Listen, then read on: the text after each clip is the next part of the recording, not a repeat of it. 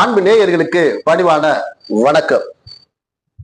அதாவது பார்ப்பன மேடையில் ஒரு பரதேசி, RSS மேடையில் ஒரு அறவேக்காடு, வாயை வாடகை விடும் சீமான். அதாவது பாஜகவினுடைய A டீம், திமுகவினுடைய B டீம், அதிமுகவினுடைய C டீம், தாவேக்காவினுடைய எந்த டீம்னே தெரியல. அப்படி என்று நாம் தமிழர் கட்சியினுடைய சீமான் அவர்களை பலவிதமாக விமர்சனம் செய்வார்கள். நாமளே சில விமர்சனம் செய்ததுண்டு. ஆனா இந்த வீடியோல நிச்சயமா நான் அவரை விமர்சனம் செய்ய போவதில்லை.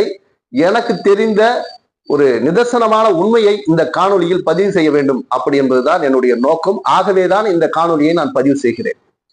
தொடர்ச்சியாக நாம் தமிழர் கட்சியினுடைய ஒருங்கிணைப்பாளர் சீமான் அவர்கள் ஏதாவது ஒரு சர்ச்சைக்குரிய விஷயத்தை, சில நேரங்களில் இதை பேசினால் சமூக பதட்டம், கலவரம் கூட நேரிடலாம் அப்படி என்கிற கூடிய விஷயத்தை சர்வசாதாரணமாக பேசிவிட்டு கடந்து போய்விடுவார். பத்திரிகையாளர் சந்திப்புல போய் பாத்தீங்கன்னா மரியாதைக்குறைவாக பேசுவார். வாடா போடா அப்படி என்கிற ஒரு தோணியில அவர் பேசிட்டு, ஒருமையில பேசிட்டு அவர் கடந்து போய் விடுவார்.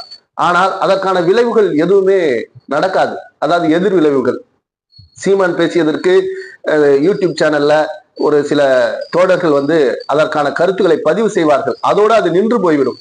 ஆனால் சீமான் தொடர்ச்சியாக இந்த 10-12 ஆண்டுகளாக அவர் பேசிக்கொண்டே இருக்கிறார். ஆனால் அவர் எதுவுமே செய்ய முடியவில்லை.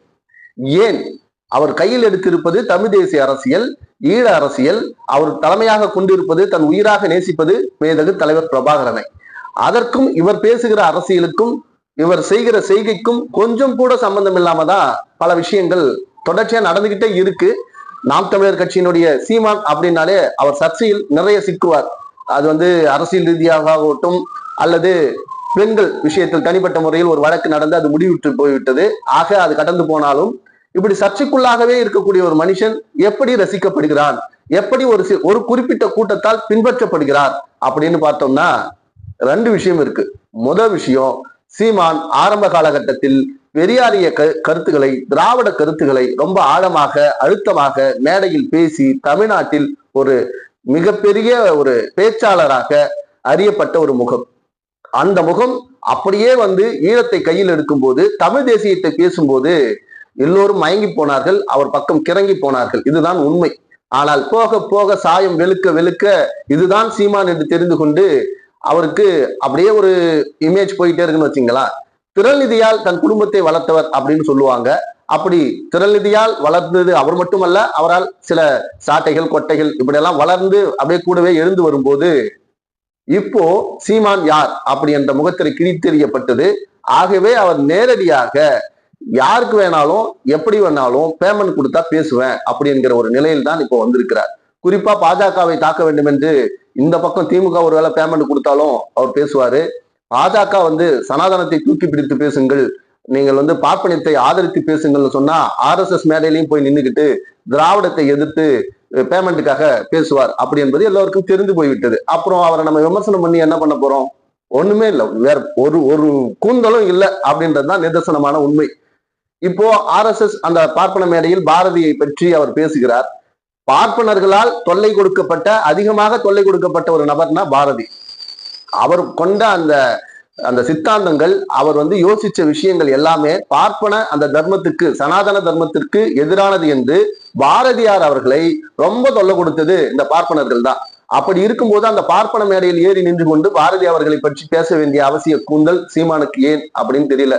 பேசிட்டு வாங்க, அதை பத்தி பிரச்சனை இல்லை, பேமெண்ட்டுக்கு பேசிதான் ஆகணும்.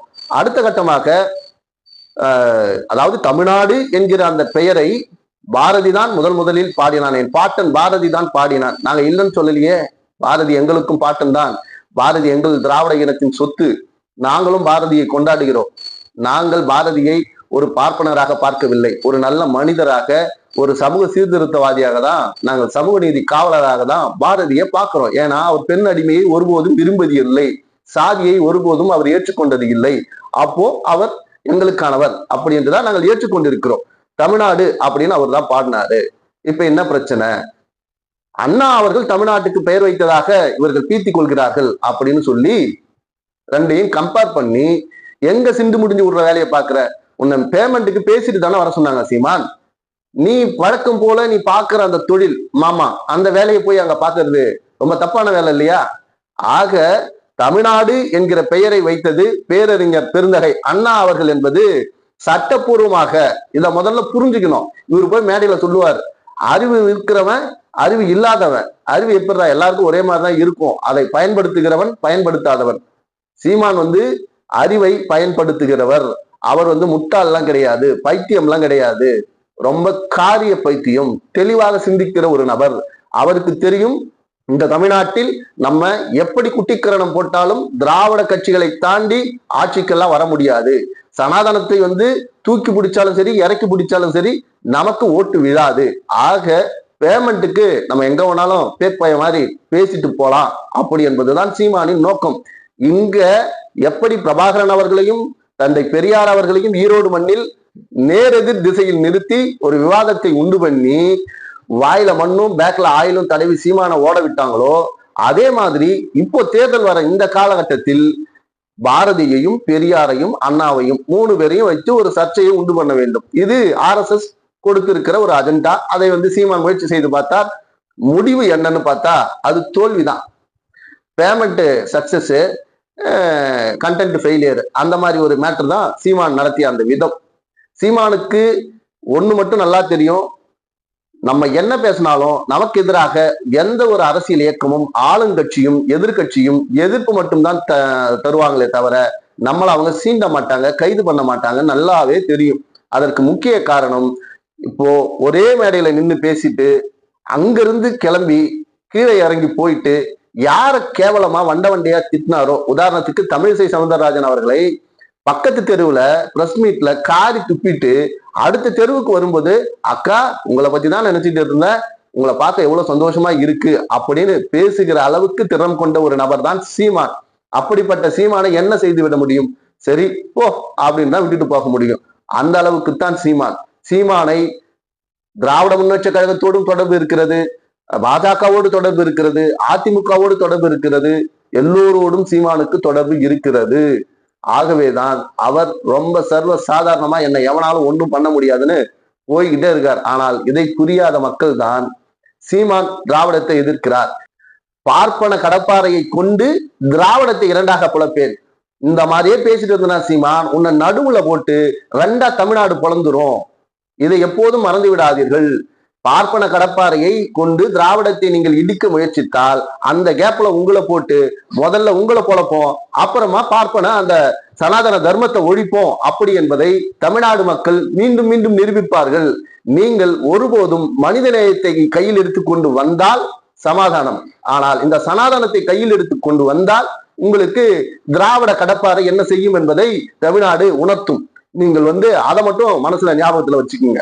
போன பாராளுமன்ற தேர்தல்ல ஒரு அங்கீகரிக்கப்பட்ட கட்சியாக இருந்த இந்த நாம் தமிழ் கட்சி என்பது வருகின்ற 2026 சட்டமன்ற தேர்தல்ல அங்கீகரிக்கப்படாத கட்சியாக மாறும். வாக்கு வங்கிகள் சரியும் உடையும். அதற்கு காரணம் விஜய். விஜய் சீமானோட வாக்குகள் எல்லாம் அப்படி பொறுக்கிட்டு அவர் ஒரு ஓரமா போயிடுவாரு, சீமான் காணாமல் போய்விடுவார். அதற்குள்ளாக எவ்வளவு முடியுமோ, எவ்வளவு தன்னால் நிதியை திரட்ட முடியுமோ, புரட்ட முடியுமோ, பேமெண்ட் வாங்க முடியுமோ, வாயை எங்கெல்லாம் வாடகைக்கு விட முடியுமோ அங்கெல்லாம் வாய வாடகைக்கு விட்டு எப்படியாச்சும் போதுமான தொகையை சேர்க்க வேண்டும் என்பதுதான் சீமானின் நோக்கமே தவிர இந்த மக்களுக்காக, மண்ணுக்காக, இந்த மானுடத்துக்காக உடைக்க வேண்டும் என்கிற ஒரு சிறு துரு, அந்த தூசு துரும்ப அளவுக்கு கூட சீமானுக்கு நோக்கம் கிடையாது. சீமான் ஆரம்ப கட்டத்தில் இருந்தே பணத்தின் மீது மட்டுமே நாட்டம் கொண்ட ஆர்வம் கொண்ட ஒரு மனிதன் என்பதை இப்போது மக்கள் புரிந்து கொண்டிருக்கிறார்கள்.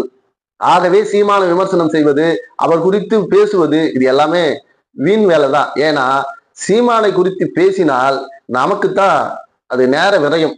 ஆனால் மக்கள் ஒன்றை நன்றாக புரிந்து கொள்ள வேண்டும். இன்றைக்கு சீமான் இன்னைக்கு மான் கறிக்கு சாப்பிட்டேன்னு கரைச்சியா அதான் மான் ஊறுகாய் சாப்பிட்டேன் அப்படின்னு சொல்லி ஒரு கதை சொன்னார் இல்லையா? இன்னும் ஒரு 4 வருஷம் கடந்து அடுத்த பாராளுமன்ற தேர்தல் வரும்போது சீமான் அவர்கள் ஈழ போரின் போது மேதகு தலைவர் பிரபாகரன் அவர்கள் மரணம் அடையும் போது அவர் ஒரு கடிதம் எழுதி வைத்திருந்தார். அந்த கடிதத்தில் சீமான் தான் எனக்கு அடுத்த வாரிசாக வர வேண்டும், சீமான் தான் ஈழத்தை தலைமையேற்று நடத்த வேண்டும், ஈழத் தமிழருக்கெல்லாம் தலைவன் இந்த சீமான் தான் அப்படி என்று எழுதி வைத்திருக்கிறார். அப்படி என்று அந்த கடிதம் இப்போதுதான் எங்களுக்கு கிடைத்தது அப்படின்னு சொன்னாலும் ஆச்சரியப்படுவதற்கு இல்லை. அதற்கும் நாம் தயாராக இருக்க வேண்டும். ஏனென்றால் இத்தனை பொய் சொல்லிய சீமானுக்கு, இவ்வளவு உருட்டுகிற சீமானுக்கு அதை சொல்றதுக்கும் ரொம்ப நேரம் ஆகாது. ஆக கவுண்டமணி, வடிவேல், செந்தில் இவங்களெல்லாம் கடந்து காமெடி செய்யறதுல சீமான் முதலிடத்தில் இருக்கிறார். உருட்டுவதில் சங்கிகளை விட மிக திறமையாக இருக்கிறார். இப்படிப்பட்ட ஒரு சீமானை நம்பி ஒரு கூட்டம் அவருக்கு பின்னால் அலைமோதி கொண்டிருக்கிறது. அது என்றைக்கு அந்த அலை நிற்குமோ அப்படி என்பதை இந்த 2026 தேர்தலுக்கு அப்புறம் நல்லா தெரியும். அதாவது சீமான் ஒரு பிரஸ் மீட் கொடுக்கும்போது ஏதாவது அநாகரிகமாக பேசினால் யாரும் அந்த இடத்தில் சின்ன சலசலப்பு கூட வராது. ஏன்னு தெரியல. அதே விடுதலை சிறுத்தை கட்சியினுடைய தலைவர் அண்ணன் தொல் திருமாவளவன் அவர்கள் ஒரு பிரஸ் மீட்ல ஏதோ ஒரு நிருபர் தவறாக செய்தியை கேள்வியை கேட்க அதற்கு திருத்த சொன்னதற்காக ஏன் நீங்கள் கையை நீட்டி பேசுகிறீர்கள் அப்படின்னு கேள்வி கேட்ட ரொம்ப கேவலமான பத்திரிகையாளர்களும் அரசியல் கட்சிகளும் வாழ்கிற இந்த தமிழ்நாட்டில் தான் நாங்களும் சமூக நீதிக்காக குரல் கொடுப்போம், இந்த மக்களுக்காக போராடுவோம், இந்த மக்களுக்காக களத்தில் நின்று எங்கள் உயிர் போகும் வரை நாங்கள் ஜனநாயகத்தை காப்பாற்றுவதற்காக களத்தில் நிற்போம் அப்படி என்று அண்ணன் திருமாவளவன், வேல்முருகன், திராவிட முன்னேற்ற கழகம், கம்யூனிஸ்டுகள் போன்ற இயக்கங்கள் இருக்கும் வரை சமூக நீதி வாழும். இந்த கேப்ல தான் அண்ணன் சீமான், விஜய் போன்றவர்கள்லாம் அப்பப்போ ரோட் ஷோ, காமெடி ஷோ இதெல்லாம் பண்ணிக்கிட்டு இருப்பாங்க. அப்படி பண்ணிக்கிட்டு இருக்கும் நிலையில் அதை பார்த்து ரசித்து விட்டு உங்கள் வாக்குகளை நீங்கள் நிதானித்து சிந்தித்து வாக்களியுங்கள். சீமான் அனைத்து கட்சி தலைவர்களோடும் இணக்கமாக இருக்கிறார். ஆகவேதான் அவர்களை சகட்டு மேனிக்கு விமர்சித்து விட்டு மறைவில் காலில் போய் விழுந்து விடுகிறார். ஒரு வழக்கு பதிவு கூட கிடையாது. பதிவு செய்தாலும் அதற்கு வழக்கு நடத்துவதும் கிடையாது, தண்டனையும் கிடையாது. இவர்களுக்கு வேண்டியதை அவர்கள் சாதித்துக் கொள்கிறார்கள். சீமானுக்கு வேண்டியதை பணத்தை அவர் பேமெண்ட்டை வாங்கிக்கிறாரு. ஆக சீமான் பேச்சு விடிஞ்சா போச்சு. என்னன்னு பாக்குறீங்களா? குடிகாரம் பேச்சு விடிஞ்சா போச்சு. அவ்வளவுதான் சீமான். சீமானின் அரசியல் தத்துவம், கோட்பாடு எல்லாம் ஒன்றே ஒன்றுதான், திரள் நிதி. ஒரே ஒரு கோட்பாடு என்றால் திரள் நிதி. இதை தவிர சீமானிடம் நீங்கள் வேற எதையும் எதிர்பார்க்க முடியாது. ஆக இந்த தமிழ் மண்ணுக்காக, தமிழ்நாட்டுக்காக புரட்சியாளர் அம்பேத்கர், தந்தை பெரியார், பாரதிதாசன், பாரதியார், வள்ளுவன் இப்படி எத்தனையோ பேர் அவர்களுடைய அரும்பாடுகள் இருக்கத்தான் செய்கிறது. ஏன் நீங்கள் பிரித்து பிரித்து அதை காட்டி தமிழ் சமூகத்துக்குள் ஒரு பிரிவினையை உண்டாக்க பார்க்கிறீர்கள்? ஒன்று சாதி ரீதியாக பிரிக்க பாக்குறீங்க, அப்படி இல்லைன்னா வர்க்க ரீதியா பிரிக்க பாக்குறீங்க, மொழி ரீதியா பிரிக்க பாக்குறீங்க. ஆக ஒருவனை பிரித்தாளும் சூழ்ச்சியை இந்த பார்ப்பன சனாதன கூட்டத்திடமிருந்து வாங்குகிற பேமெண்ட்டுக்காக இப்படி உருட்டுவது ஒருபோதும் சீமானுக்கு அழகெல்லாம் இல்லைன்னு சொல்ல முடியாது. ஏன்னா அவர் பண்ற ஒரு வேலையும் நல்ல வேலையே கிடையாது. ஆக சீமானுக்கு தெரிந்ததெல்லாம் மிரட்டல், உருட்டல், திரள் நிதி திரட்டல். இதை தவிர சீமானுக்கு வேற ஒன்றும் தெரியாது. அவர் இப்போ கொஞ்ச நாளா பாத்தீங்கன்னா பிரஸ் மீட்ல ஒழுங்கா பேசுவார். ஒரு சில, அதாவது சீமானுடைய பலமே என்னன்னா ஒரு 4 விஷயங்களை நறுக்குன்னு கரெக்டா பேசுறது. அதுக்கப்புறம் ஆமா சீமான் சரியா பேசியிருக்காரு இல்லையா அப்படின்னு யோசிக்கிற அந்த தருவாயில் அடுத்து ஒரு 400 உருட்டு உருட்டுவாரு பாருங்க. இந்த காதுல போய் இந்த காதுல வரும் ரத்தமா. அப்படி உருட்டுற ஒரு திறமைசாலி. இதை வைத்துதான் இவ்வளவு வருஷமா வண்டியை ஓட்டிட்டாரு.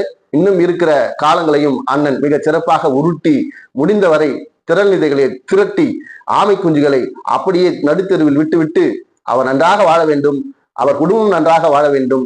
அவர் கொண்ட கொள்கை, திரள் நிதி திரட்டும் கொள்கை, அவர் வேறு யாருக்கும் சொல்லிக் கொடுக்காமல் அவரோடு அவர் வாழ்க்கையை முடித்துக் கொள்ள வேண்டும். அது இந்த நாட்டுக்கு அவர் செய்கிற மிகப்பெரிய நல்ல சாதனை, நல்ல விஷயம் அப்படி என்பதை தாழ்மையோடு அண்ணன் சீமானை கேட்டுக்கொண்டு, ஆமை குஞ்சுகள் எக்கேடு கெட்டாலும் அவர்கள் இந்த திராவிட மண்ணில் பிழைத்து விடுவார்கள். கொஞ்ச நாள் அப்படி ஜோம்பிஸ் மாதிரி சுத்துவாங்க. என்னடா இது, அண்ணனை நம்பி வந்தோம், இப்படி மோசம் போயிட்டோமே அப்படின்னு சொல்லி. ஆனால் அப்புறம் அவர்களுக்கு வழி நடத்த புரட்சியாளர் அம்பேத்கரினுடைய புத்தகங்கள், தந்தை பெரியாரினுடைய பேச்சுக்கள், எழுத்துக்கள், அண்ணன் திருமா போன்ற தலைவர்கள்லாம் இருக்கிறாங்க. அவர்கள் வழிநடத்தி செல்வார்கள். ஆக சீமான் இதோட உங்க சகாப்தத்தோட முடிச்சுக்குங்க. அடுத்த ஒரு கிளையை வேற எங்கும் திறந்து விடாதீர்கள் என்று உங்களை பணிவோடு கேட்டுக்கொண்டு நம்முடைய நேயர்களிடமிருந்து விடைபெறுகிறேன். நம்முடைய சேனல் கண்ணை நம்பாதே .7 லைக் பண்ணுங்க, ஷேர் பண்ணுங்க, சப்ஸ்கிரைப் பண்ணுங்க, மறக்காம பெல் பட்டனை கிளிக் பண்ணுங்க. நான் உங்கள் கிருஷ்ணா. நன்றி, வணக்கம்.